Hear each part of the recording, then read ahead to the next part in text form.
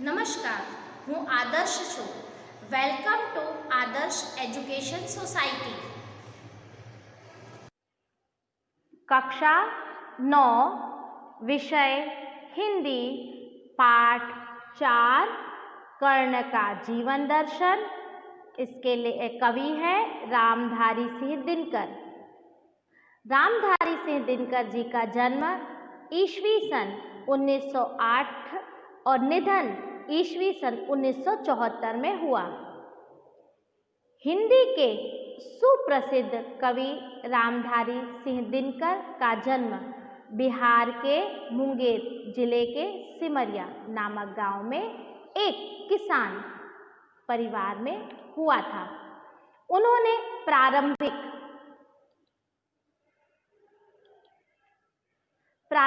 એટલે शुरुआत की शिक्षा मुंगेर तथा उच्च शिक्षा पटना में प्राप्त की।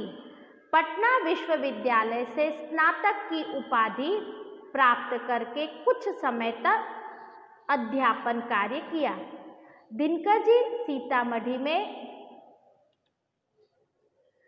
सब रजिस्ट्रार और मुजफ्फरपुर कॉलेज में हिंदी विभाग के अध्यक्ष रहे। वे भागलपुर विश्वविद्यालय के उपकुलपति और भारत सरकार की हिंदी सलाहकार यानी सलाह देने वाली समिति के अध्यक्ष रहे थे। दिनकर जी की सबसे बड़ी विशेषता यानी यहाँ उनकी खासियत यह थी कि अपने देश और युग के प्रति जागरूकता अर्थात जागरूक होना, सजग होना। कवि ने तत्कालीन यानी तुरंत घटनाओं, विषमताओं का खुलकर चित्रण किया। अर्थात दिनकर जी की सबसे बड़ी खासियत यह थी कि वह अपने देश के और अपने युग के प्रति बहुत ही ज़्यादा सजग थे, जागरूक थे। और उस समय उन्होंने तत्कालीन यानी तुरंत उस समय की जो तुरंत घटनाएं घटित हो रही थी, समाज में विषमता, ऊंच नीच का, असमानता पाई हुई थी, ऐसी वस्तुओं का, ऐसी बातों का, ऐसी घटनाओं का उन्होंने अपने लेखनी में खुलकर प्रयोग किया। मतलब खुले दिल से लोगों के सामने उसका चित्रण किया है, उसे प्रस्तुत किया है। उनकी वाणी में शक्ति है, ओज है। उनकी कविता में शोषित यानी जिसका शोषण हो, और पीड़ित यानी जो बहुत ही ज़्यादा पीड़ा में हो, व्यथा यानी उसकी दर्द, दुख, और उसमें मुक्ति का संघर्ष यानी लड़ाई, और मुक्ति मतलब उससे निकलने का। यहाँ पर मुक्ति का अर्थ होगा उससे निकलने का। यहाँ पर दिनकर जी ने ऐसे समाज के एक ऐसे वर्ग को चित्रित करते हैं कि जो शोषण हो रहा है, जिसका शोषण हो रहा है, वह उस शोषण के कारण बहुत ही ज़्यादा पीड़ित है, और उसकी जो दुख है, उसकी जो व्यथा, उसके दुख को इतने अच्छे तरीके से दर्शाते हैं, और साथ साथ उसी समाज को अपनी मुक्ति के लिए वह किस तरह से लड़ाई करते हैं और उसका संघर्ष करते हैं, इस बात का भी वो बहुत अच्छे से चित्रण करते हैं। उर्वशी, रश्मिरथी, रेणुका, हुंकार, रसवंती, कुरुक्षेत्र और उनकी काव्य कृतियां हैं। उर्वशी के लिए उन्हें सन 1972 में 1972 मतलब आप अगर एक प्रश्न बनता है बच्चों कि रामधारी सिंह दिनकर जी को उर्वशी के लिए किस सन में पुरस्कार दिया गया था ज्ञानपीठ, तो आप कह सकते हो 1972 में। उर्वशी के लिए 1972 में उन्हें कौन सा पुरस्कार दिया गया था, तो आप बोलोगे ज्ञानपीठ पुरस्कार। संस्कृति के 4 अध्याय उनका चिंतन ग्रंथ है, जिसे साहित्य अकादमी पुरस्कार से सम्मानित किया गया। अर्धनारीश्वर, मिट्टी की ओर आदि उनकी प्रमुख गद्य रचनाएं हैं। उनका कृतित्व गुणवत्ता यानी गुण और परिमाण दोनों ही दृष्टि से विपुल है। विपुल मतलब बहुत ज़्यादा मात्रा में है।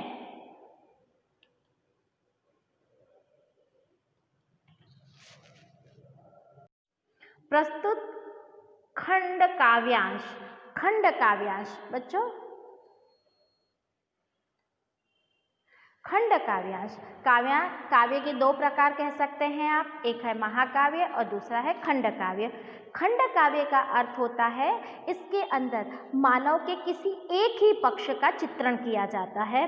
फिर खंड काव्य के अंदर इसका उद्देश्य है वह महान होता है और इसमें श्रृंगार रस और करुण रस की प्रधानता पाई जाती है। यहाँ पर खंड काव्य में उसकी जो कथा वस्तु होती है वो पौराणिक होती है या ऐतिहासिक होती है, अर्थात पुराणों से ली गई होती है या इतिहास से ली गई होती है इसकी कथा वस्तु। फिर इसमें एक ही छंद का प्रयोग होता है। फिर जैसे पंचवटी, जयद्रथ वध, केवट प्रसंग, शबरी प्रसंग, सुदामा चरित्र, अंगद रावण संवाद, ये सब खंड काव्य के अंतर्गत आते हैं। में रश्मि रथी, रश्मि रथी का अर्थ होता है जिसका रथ सूर्य की किरणों का हो उसे हम रश्मि रथी कहेंगे।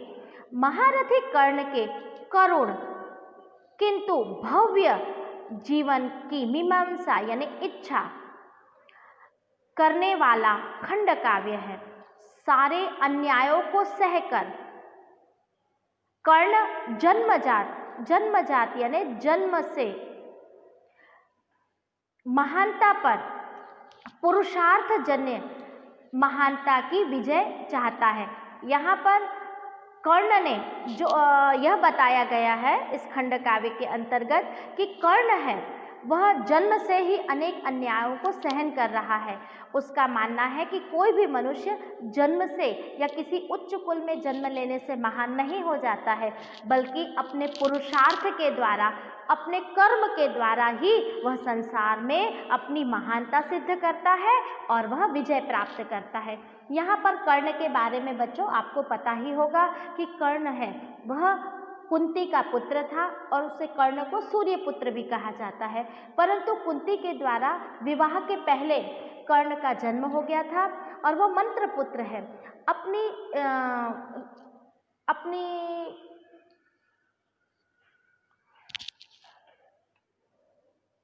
अपनी निंदा के भय से उन्होंने कर्ण का त्याग कर दिया था, अर्थात उन्होंने कर्ण को बहती नदी में छोड़ दिया था। एक सूद के द्वारा कर्ण का पालन पोषण हुआ था, इसीलिए जब तक वो जीवित रहे तब तक सूद पुत्र के नाम से ही जाने गए थे। उन्हें बहुत ज़्यादा अन्याय सहन करना पड़ा। समय समय पर उन्हें अपने आप को साबित करना पड़ता था, सिद्ध करना पड़ता था। उनके अंदर हुनर था, उनके अंदर कला कौशल था, परंतु फिर भी उच्च कुल में जन्म ना लेने के कारण उनके साथ बहुत ज़्यादा अन्याय हुआ था। इसीलिए कर्ण का मानना था कि कोई भी व्यक्ति यदि उच्च कुल में जन्म लेता हो परंतु वह निर्बल है तो उससे उसकी महानता सिद्ध नहीं होती। नीच कुल में जन्म लेने वाला भी व्यक्ति महान हो सकता है। किसके द्वारा? अपने कर्म के द्वारा वह महानता प्राप्त कर सकता है और पूरे विश्व में विजय प्राप्त कर सकता है।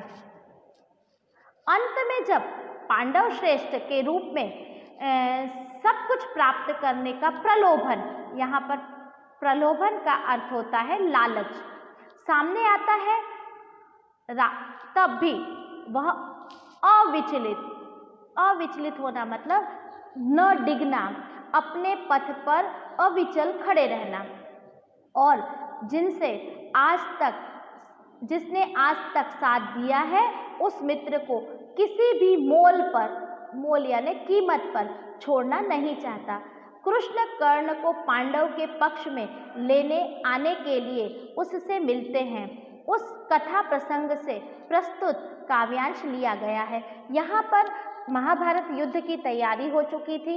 जब भगवान श्री कृष्ण है वह कर्ण के पास आते हैं और उनसे कहते हैं कि तुम पांडव ज्येष्ठ हो, अर्थात तुम पांडव के कुंती के बड़े पुत्र हो, तो तुम्हें तो पांडवों के साथ होना चाहिए और तुम तो सर्वश्रेष्ठ हो। यदि तुम पांडवों की तरफ से युद्ध करते हो तो तुम पांडव श्रेष्ठ तो कहलाओगे और साथ साथ तुम्हें पूरा राज्य प्राप्त हो जाएगा।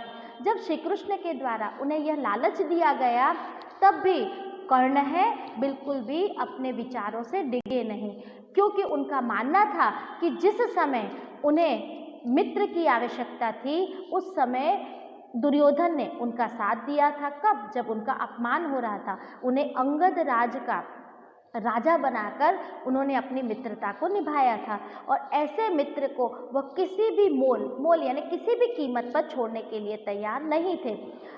कृष्ण कर्ण से जब यह वार्तालाप करते हैं कि तुम्हें पांडव की तरफ से आकर युद्ध करना चाहिए, इसी का जो कथा प्रसंग है आज इस कर्ण के जीवन दर्शन में प्रस्तुत किया गया है।